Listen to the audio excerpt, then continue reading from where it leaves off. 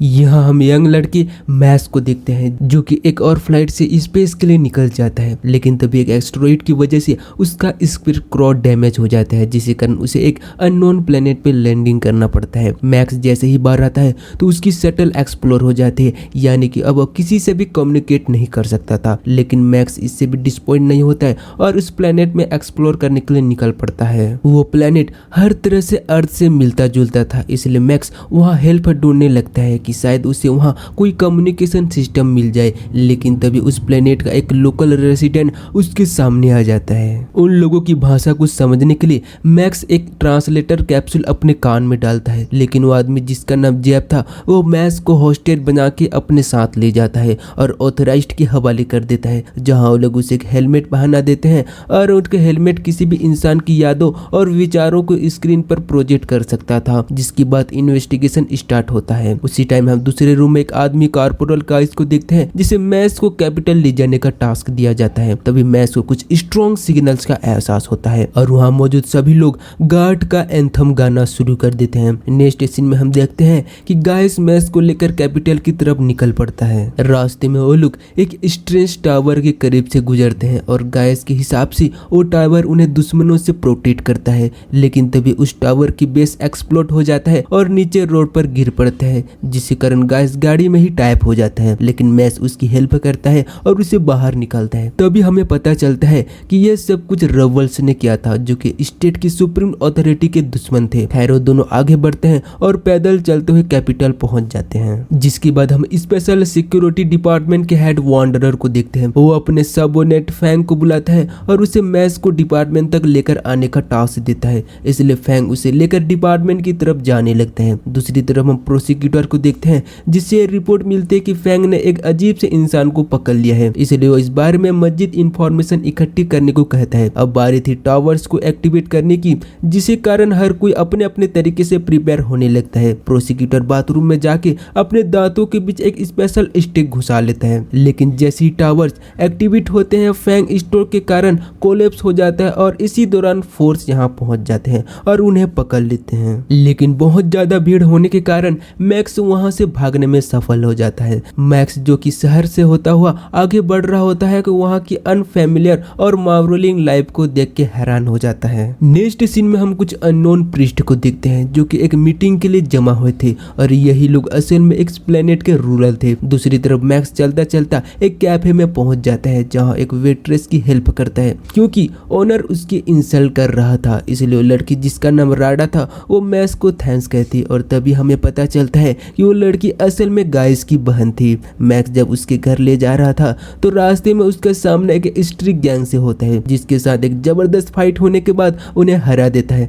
राडा भी ये देख के काफी इम्प्रेस हो जाती है, जिसके बाद उसे अपने घर ले जाती है। कुछ देर बाद गाइस भी घर लौट आता है, इसलिए मैक्स अब उनसे उनके प्लेनेट से रिलेटेड क्वेश्चन करने लगता है, यहाँ का सिस्टम कैसे काम करता है, और जल्द ही उसे रियलाइज होता है कि ये राडा और गाइस के दिमाग में प्रोपेगेंडा और झूठी जानकारी का जहर भरा हुआ था। राडा को लगता था कि उनका प्लेनेट खोखला है, जबकि स्काई और स्पेस जैसे कोई चीज नहीं है। दूसरी तरफ गाइस अपने स्टेट के पॉलिटिकल स्ट्रक्चर के बारे में बताता है, जिसे वो सारक कहा जाता था, यानी कि वही अननोन प्रीस्ट जो कि उनके होमलैंड की रक्षा करते थे और उन्होंने डिफेंस टावर्स की हेल्प से वॉर्स को खत्म कर दिया था, क्योंकि वो टावर्स उनके देश को अटैक से बचाते थे। लेकिन किसी भी देश उन अननोन फादर्स की रियल आइडेंटिटी का पता नहीं था, क्योंकि वो रूरल नहीं बल्कि पब्लिक सर्वेंट थे और वांड्रे रोड प्रोसिक्यूटर के थ्रू स्टेट ऑफिसर को चलाते थे। मैक्स के कहने पर गाइस उसे गार्ड की जॉब के लिए रिकमेंड करता है, जिसके बाद मैक्स की ट्रेनिंग स्टार्ट हो जाती है और ट्रेनिंग में उसकी स्किल को देखकर गाइस काफी ज्यादा इंप्रेस हो जाता है। दोनों अक्सर राजनीति के बारे में भी आर्ग्यू करते रहते थे। एक दिन गाइस ये एडमिट कर लेते हैं कि पड़ोसी देश सारक से नफरत करते हैं, क्योंकि एक टाइम ऐसा था जब एक ही स्टेट हुआ करते थे और उन्हें हिस्ट्री ने आपस में जोड़ रखा हुआ था। इसी दौरान हमें देख पाते हैं कि धीरे धीरे मैक्स और राडा के बीच रोमांटिक फीलिंग्स हो रही है। वो अक्सर सैर पर जाया करते थे। एक दिन मैक्स उसे अपने होम प्लेनेट अर्थ के बारे में बताता है और ये भी कि उसके पेरेंट्स को लगता है कि वो मर चुका है, इसीलिए उसे काफी रिग्रेट फील होता है। जल्द ही मैक्स को कुछ बॉगियों को पकड़ने का टास्क मिलता है, जिन्हें वह उसे रेगुलर सीजर से पहचान सकते थे। यहाँ एक रिवल कैप्टन भी अटैक करता है, लेकिन मैक्स उसे बचा लेता है, पर तभी उन रिवल को पकड़ने का रिग्रेट होने लगता है, क्योंकि वो भी उनकी तरह एक इंसान थे, लेकिन मैक्स उसे बताता है कि वो एक उन्हें मॉन्स्टर के सिवा कुछ नहीं समझता। नेक्स्ट सीन में हम देखते हैं कि मैक्स इंट्रोगेशन अटेंड करता है कि वो रेबल टेररिस्ट नहीं थे जैसे कि अननोन फादर ने उन्हें लेबल किया हुआ था, जबकि वो तो आम से लोग थे जिनके पास कुछ आइडियाज और बिलीव्स थे। दूसरी तरफ फ्रैंक वांडरर को मैक्स के बारे में रिपोर्ट करता है, जबकि उधर गार्ड्स का कैप्टन मैक्स और गाइस को बुलाता है और मैक्स को ऑर्डर देता है कि वो उस बागी को एग्जीक्यूट कर दे जिसे उन्होंने अरेस्ट किया था। इसलिए मैक्स और उसकी टीम उस बागी को लेकर एग्जीक्यूशन साइट पे पहुंच जाते हैं, लेकिन जल्द ही वो कैप्टन के पास वापस आता है और अपना वेपन और यूनिफॉर्म सरेंडर कर देता है, क्योंकि उसने अरेस्ट किए हुए बागी को जाने दिया था, जिसके कारण कैप्टन मैक्स को शूट कर देता है और वो गाइस को उसके ट्रांसफर कर देता है और गाइस को उसके ट्रांसफर की रिपोर्ट लिखने को भी ऑर्डर देता है। दूसरी तरफ अननोन प्रीस्ट ये डिस्कस कर रहे थे कि उन्हें पड़ोसी देश पे अटैक कर देना चाहिए। वहीं हम वांडरर और प्रोसिक्यूटर को भी देखते हैं। प्रोसिक्यूटर भी यहाँ वार स्टार्ट करने के लिए सबको कन्विंस कर रहा था। ये सुनकर चीफ प्रीस्ट उन्हें अटैक का बहाना ढूंढने का कहता है, जैसा कि टावर पे किया जाने वाला अटैक। इस दौरान हम देखते हैं कि मैक्स की बॉडी को बागियों ने रिकवर कर लिया था। उन बागियों में एक डॉक्टर था जिसे लगता था कि साइंस के हर रूल के हिसाब से मैक्स को मर जाना चाहिए था, लेकिन वो अभी भी जिंदा था। यहाँ मैक्स उन्हें बताता है कि अननोन फादर सिर्फ कॉन्स्पिरेटर्स का एक ग्रुप है जिन्होंने सत्ता पे कब्जा करके सभी पावर सेंटर्स को खत्म कर दिया था, जिससे यहाँ रहने वाले लोगों की अटेंशन पॉवर्टी और करप्शन से डाइवर्ट हो गई थी। और वो टावर स्पेशल रेडिएशन के टावर्स थे जो कि यहाँ रहने वाले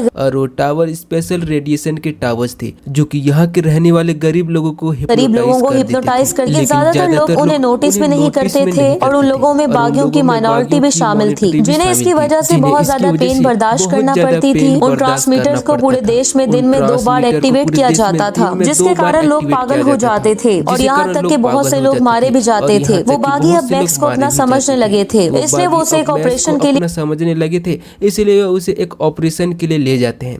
उन्हें एक टावर को डिस्ट्रॉय करना था। गन फायर के दौरान मैक्स एक टावर तक पहुंच जाता है और वहां एक बॉम्ब लगा देता है, लेकिन इस दौरान उस टावर के साथ साथ बागियों का ग्रुप भी मारा जाता है। लेकिन मैक्स अभी बच गया था, जो कि छुपने के लिए बचा हुआ था, जो कि छुपने के लिए राडा से हेल्प लेता है, जहां वो सब कुछ रिवील करता है जो कुछ उसने टावर्स के बारे में सीखा था। गाइस को पता था कि वो बहुत बड़ी मुश्किल में फंस चुका है, इसलिए वो मैक्स को अपने घर वापस जाने का कहता है और साथ वापस ले जाने को कहता है, साथ वो उसे राडा को भी अपने साथ ले जाने का कहता है। लेकिन उसी टाइम गार्ड्स वहां पे धावा बोल देते हैं और मैक्स को अरेस्ट कर लेते हैं, जिसके बाद उसे जेल में डाल दिया जाता है, जहां उसे जेफ पहचान लेता है, जो कि खुद भी एक बागी था। मैक्स यहाँ जेफ को टावर के डिस्ट्रॉय होने और रेबल स्क्वाड के मारे जाने का बताता है। दूसरी तरफ वांडरर प्रोसिक्यूटर के पास आके उसे मैक्स को उसके हवाले करने का कहता है, लेकिन प्रोसिक्यूटर इसके बदले उसे उस एडवांस ट्रांसमीटर की डेवलपमेंट को रोकने का कहता है, जो कि पहले से ज्यादा एक्यूरेट था, क्योंकि उसे खतरा था कि इस तरह उसके सीक्रेट का सबको पता चल जाएगा, क्योंकि रेडिएशन के कारण उसका रिएक्शन भी बागियों जैसा था, यानी कि वो खुद भी एक उसका रिएक्शन भी बागियों जैसा था,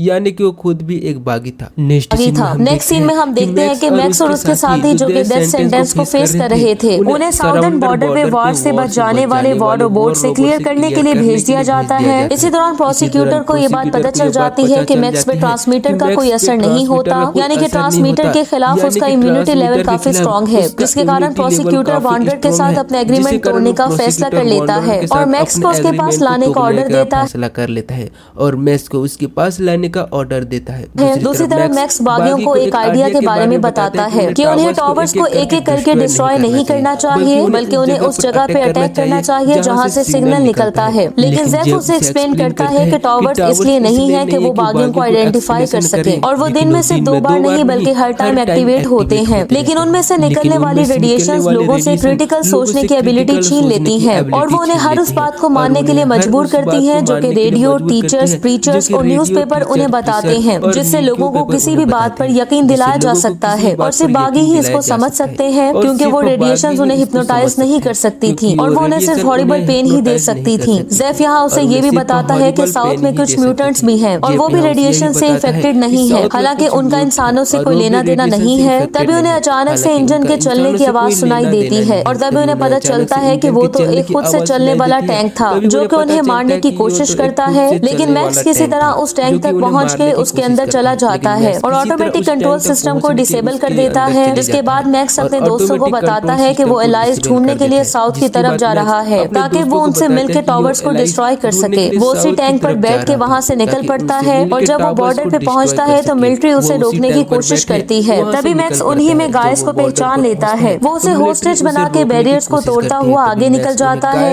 रास्ते में मैक्स गाइस को इस प्लेनेट की सही सिचुएशन के बारे में बताता है, जिसके लिए वो उसे टॉवर्स के पास ले जाता है। और जब वो टॉवर्स की रेंज से दूर आते हैं और उन्हें रेडिएशन फील नहीं होती, तो इसकी वजह से अब गाइस को मैक्स की बातों पे यकीन हो गया था, जिसकी वजह से वो गुस्से से पागल हो जाता है, क्योंकि उसे रियलाइज हो चुका था कि इतने टाइम से वो गवर्नमेंट का पपेट बना हुआ था। लेकिन फिर मैक्स उसे काम डाउन करता है। वो उसे याद दिलाता है कि उसकी तरह के यहाँ पे 40 बना हुआ था। लेकिन फिर मैक्स उसे काम डाउन करता है और उसे याद दिलाता है कि उसकी तरह यहाँ मिलियन लोग हैं और उन्हीं के लिए ही उसने ये रेबेलियन स्टार्ट किया है। वो जब एक जगह रुकते हैं तो साउथ के रहने वाले, जिन्हें म्यूटेंट्स कहा जाता था, वो वहाँ आ जाते हैं। लेकिन वो पीसफुली बिहेव कर रहे थे। वो लोग उन्हें फूड भी ऑफर करते हैं, इसलिए वो उनके साथ उस जगह के रूलर की तरफ जाने लगते हैं। लेकिन रास्ते में वो वहाँ रहने वालों की गरीबी और बुरी कंडीशन को भी देख पा रहे थे। वो उन्हें बताते हैं कि लास्ट वार के बाद से यहाँ रहना बहुत ज्यादा खतरनाक हो बार के बाद से यहाँ रहना बहुत ज्यादा खतरनाक हो गया है और ये कहीं और भी नहीं गया है और ये कहीं और भी नहीं जा सकते थे। मैक्स यहाँ उनके लीडर डूक को ये सजेस्ट करता है कि उन्हें अननोन फादर्स के खिलाफ रिबेलियन शुरू करनी चाहिए। लेकिन उन म्यूटेंट्स की फिजिकल और मॉरल कंडीशन ऐसी नहीं थी कि वो किसी किस्म का कोई अनरेस्ट पैदा कर सके। तभी कुछ म्यूटेंट्स ये प्रपोज करते हैं कि उन्हें आयरलैंड एम्पायर से हेल्प लेनी चाहिए, लेकिन इसके लिए उन्हें कुछ इफेक्टेड जगहों से गुजरना था। इसलिए डूक उन्हें अपना एक पुराना प्लेन देता है। फ्लाइट के दौरान उस प्लेन में रेडिएशन भी पहुंच पा रही थी, जिनसे इफेक्टेड होकर गाइस मैक्स को प्लेन चलाने से रोकने लगता है। इसलिए मैक्स प्लेन को कंट्रोल नहीं कर पाता और वो टॉवर से टकरा जाता है। तभी गाइस अचानक से अपनी पागलपन वाली हालत से बाहर आ जाता है और उसे ये भी याद नहीं था कि उसने क्या किया था। लेकिन तभी उनके प्लेन पे एंटी एयरक्राफ्ट गन से अटैक हो जाता है, जिससे उनका प्लेन समंदर में क्रैश हो जाता है। लेकिन मैक्स और गाइस किसी तरह बच के किनारे तक पहुंच जाते हैं, जहां उन्हें एक सबमरीन